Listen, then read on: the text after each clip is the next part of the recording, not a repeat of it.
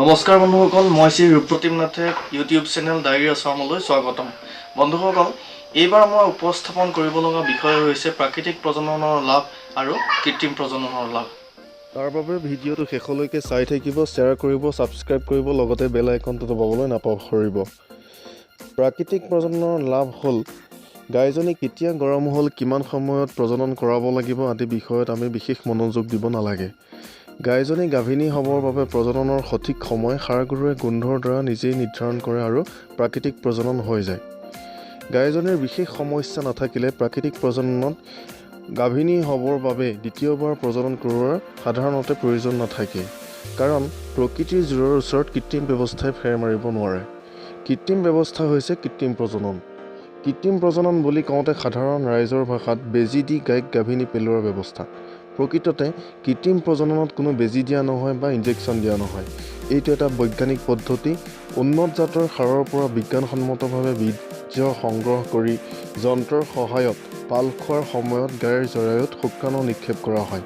এই পদ্ধতিটোৱেই হৈছে কৃত্ৰিম পদ্ধতি। গাই গৰুৰ কৃত্ৰিম প্ৰজনন পদ্ধতি।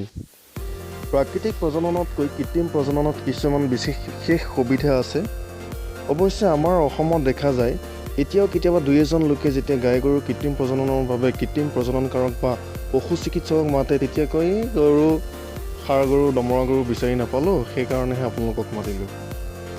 এই কৃত্ৰিম প্ৰজননৰ সুবিধাসমূহ আমি বুজি নাপালেও কৃত্ৰিম প্ৰজননৰ ওপৰত নিৰ্ভৰশীল হ'ব লগা হৈছে কৃষি পদ্ধতিৰ বিশেষ সাল সলনিৰ বাবে। প্ৰাকৃতিক প্ৰজননত আন্তঃ প্ৰজনন হোৱাৰ সম্ভাৱনা থাকে। আন্তঃ প্ৰজনন হৈছে ষাঁড়টোৰ লগতে ষাঁড়টোৰ জীয়েক, নাতিনীয়েক, ভতিজাক, অৰ্থাৎ পৰিয়ালৰ যিসকল তলৰ গাই গৰু, চেউৰী গৰু, সেইসমূহৰ লগতো প্ৰজনন হয়। এইদৰে আন্তঃ প্ৰজনন হ'লে গৰুৰ জাত বা বংশৰ উন্নতি নহয়, বংশটো তললৈহে যায়গৈ। অৰ্থাৎ পাছলৈ গাখীৰ কমে, চেউৰীজনী বেমাৰী হয় বা লেঙুৰা আদি হ'ব পাৰে। কৃত্ৰিম প্ৰজননত আন্তঃ প্ৰজননৰ চান্স নাথাকে। ডায়েৰী ফাৰ্মত এটা উন্নত জাতৰ ষাঁড় পুহিবলৈ হ'লে যথেষ্ট খৰচ হয়। কৃত্ৰিম প্ৰজননত সিমানখিনি খৰচ নহয়। কৃত্ৰিম প্ৰজননৰ দ্বাৰা লেঙুৰা গাইকো প্ৰজনন কৰাব পাৰি। প্ৰাকৃতিক প্ৰজননত কিন্তু লেঙুৰা গাইক প্ৰজনন কৰাব নোৱাৰি। কৃত্ৰিম প্ৰজননৰ দ্বাৰা এজনী উন্নত জাতৰ চেউৰী আমি ঘৰতে পাব পাৰোঁ। জনসাধাৰণৰ গাখীৰ উৎপাদন বঢ়াবৰ বাবে 1 লিটাৰ 1.5 লিটাৰ গাখীৰ দিয়া থলুৱা জাতৰ পৰা বংশৰ উন্নীতকৰণ কৰিবলৈ কৃত্ৰিম প্ৰজননৰ হৈছে এক উত্তম পদ্ধতি।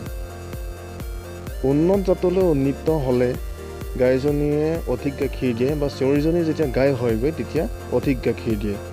চেউৰীজনী কম সময়ৰ ভিতৰতে প্ৰজননক্ষম হয়, খৰচৰ তুলনাত আয় বেছি হয়গৈ। বন্ধুসকল, ডায়েৰী ফাৰ্মৰ জৰিয়তে লোকচানৰ সন্মুখীন হৈ লাভৱান হোৱাৰ আশাৰে অসমত যেন এক শ্বেত বিপ্লৱৰ সূচনা হয় তাৰ কামনাৰে ডায়েৰী ফাৰ্মৰ নতুন নতুন বিষয়ৰ উপস্থাপনৰ প্ৰতিশ্ৰুতিৰে আজিলৈ বিদায়। জয় আই অসম, জয় হিন্দ।